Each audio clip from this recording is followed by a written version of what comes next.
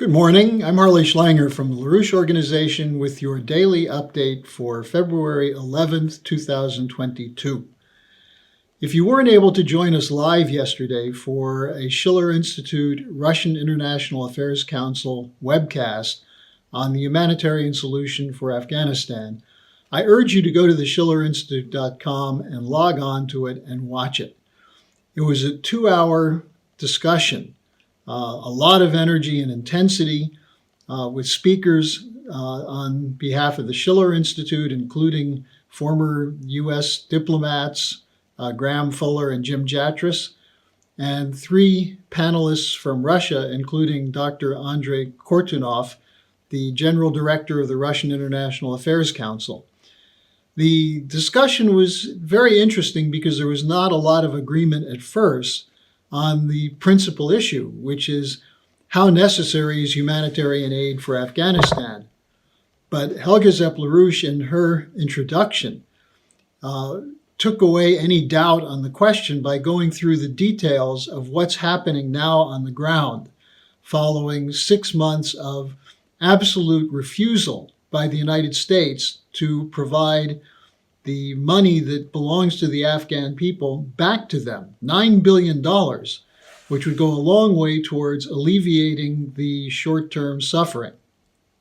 The discussion was quite interesting, covered a number of geopolitical concerns, how the region can function, how neighbors of Afghanistan should work, what would be the possibility for U.S.-Russian cooperation, and in the end, a general agreement that humanitarian aid is essential. One of the points that one of the Russian speakers raised, was that he doesn't think the United States will respond out of guilt to the fact that people are dying. And Jim Jatras agreed with him. He said, "How do you shame the shameless?" However, we must make the effort.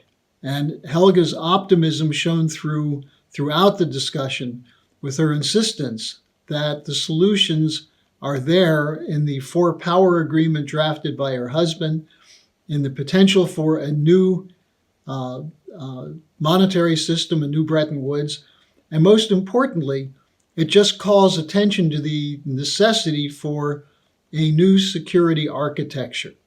That is, that we have to have an agreement among the great powers and the small powers that there must be a concern with the security of all nations and all people.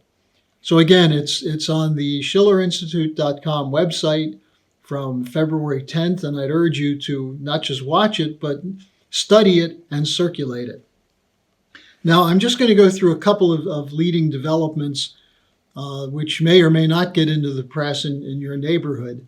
The Normandy Four, which is France, Germany, Russia, and Ukraine, met in Berlin yesterday. It was a 9-hour meeting, and the Russians report that the French and the Germans were sympathetic to the Russian demand that Ukraine live up to the Minsk Agreement.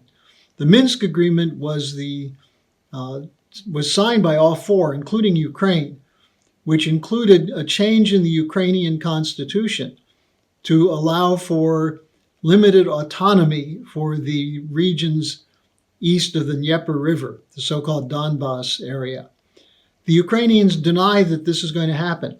Further, they refuse to meet with representatives of the people who live there, who have already a certain kind of autonomous self-government. The French and the Germans said they would agree with Russia on the Minsk Agreement. But up to this point, the Ukrainians refuse. So this was an important moment for clarifying where the problem is.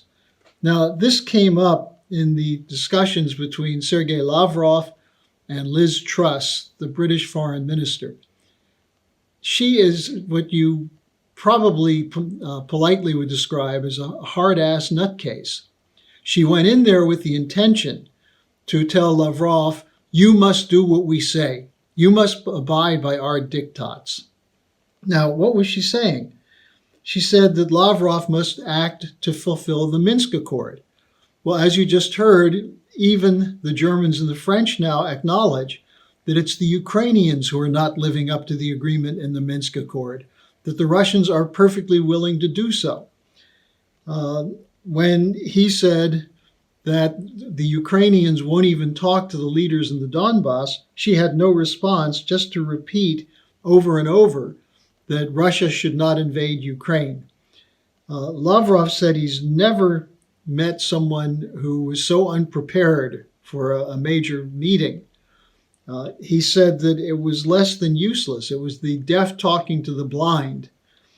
And the obvious point here is that if you're going to resolve these kinds of tensions, you can't go in at a point of negotiation and say, you do what we say, especially when what you're demanding is based on fabrication and false evidence.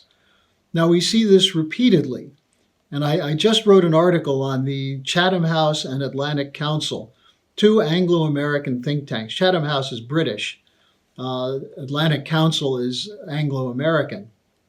But the two of them are out front in the insistence that Russia's about to invade, that Russia's preparing to use cyber warfare, and that the West has to have drastic sanction regime against Russia to stop the war.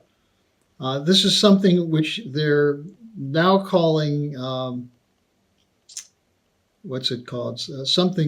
transparency, that there must be an advance notice of what the deterrent that you're using is.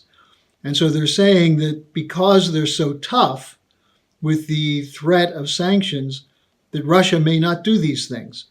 Well, Russia may have had no intention to do any of these things, like invade Ukraine or carry out cyber attacks.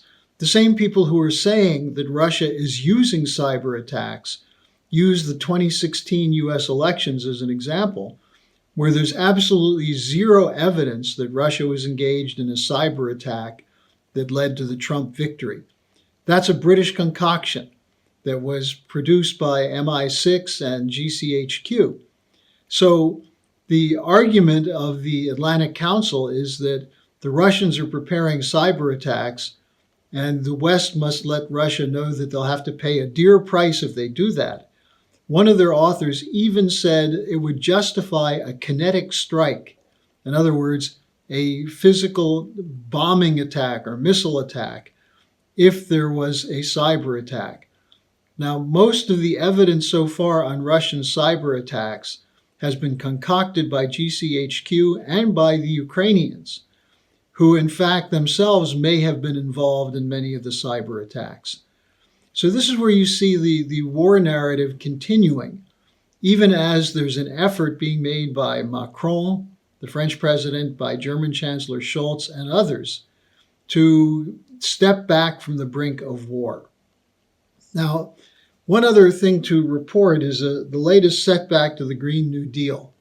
And this is a very interesting one. Ursula von der Leyen, who is the head of the European Commission, is planning for a trip to Africa to promote what they call the European Union Global Gateway Plan, which is supposedly a counter to the Belt and Road Initiative. It's a green policy. They're going to give money to lower the carbon footprint of African countries. The Senegal president and OAU chairman, Organization of African Unity chairman, Macky Sall, issued a statement in which he said he now regrets the decision made at the COP26 conference to stop aiding hydrocarbon development in Africa, that is coal and fossil fuel development. He said African countries need hydrocarbons to support industry and to provide electricity to 600 million Africans who don't yet have consistent, adequate electricity. Now, this is something that it was clear from the COP26, why we called it the Flop 26, that many countries paid lip service to it, including Russia and China. And the US-China deal supposedly was the great breakthrough. And yet the Chinese are continuing to build coal plants because they need them. India is developing coal fire. Australia is shipping more coal than ever. The Russians are shipping more coal than ever because people need power. Nations need abundant and surplus power to ensure that they can develop. And this is a direct rejection of the Malthusian demands of the greenies who run the COP26 and the UN climate agreements. Now, this was noted by none other than Bloomberg News, whose boss, Michael Bloomberg, is one of the leading greenies on the planet. He put hundreds of millions of dollars into his project to stop coal development. But Bloomberg has a headline, "The Great Climate Backslide: How Governments Are Regressing Worldwide." Well, that's a good sign.